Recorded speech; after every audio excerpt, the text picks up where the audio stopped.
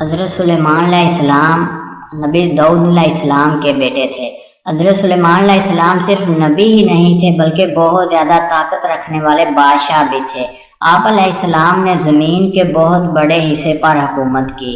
اللہ تعالیٰ نے حضرت سلیمان علیہ السلام کو ایسی طاقتیں دی تھی جن کے بارے میں سوچ کر عقل دنگ رہ جاتی ہے۔ حضرت سلیمان علیہ السلام بچپن ہی سے بہت زیادہ سوجھ بوجھ، عقل اور سمجھ رکھنے والے تھے۔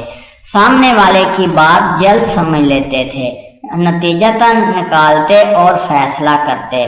ایک مرتبہ آپ علیہ السلام نے کم عمری میں اپنی دانائی کی باتوں اور قانون کا اصول بنا کر سب کو چونکا دیا تھا۔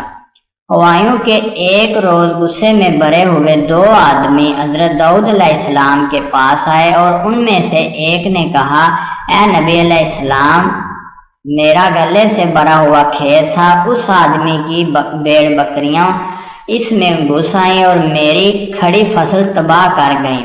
داؤد علیہ السلام نے سارا قصہ سن کر فیصلہ سنایا، چرواہے کے غلطی سے کسان کا نقصان ہوا، اس لیے وہ اپنی بھیڑ بکریاں کسان کو دے، اس سے اس کا نقصان پورا ہوگا۔ پاس ہی بیٹھے سلیمان علیہ السلام جو اس وقت کم عمر تھے اپنے والد سے عرض کرنے لگے، ابا حضور، آپ علیہ السلام کا فیصلہ بالکل صحیح ہے، مگر کیا میں اپنی رائے دے سکتا ہوں؟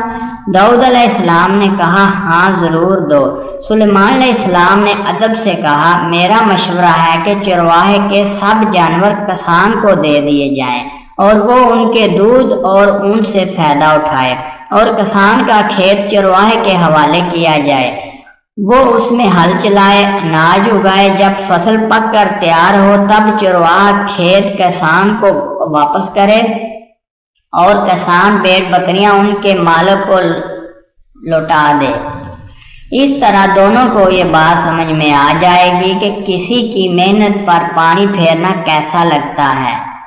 ہمیں نہ صرف اپنی چیزوں کی حفاظت کرنی چاہیے بلکہ دوسروں کی چیزوں کی بھی حفاظت کرنی چاہیے۔ اگر آپ کو ویڈیو اچھی لگے تو پلیز چینل کو ضرور سبسکرائب کر لیجیے۔ Thank you very much.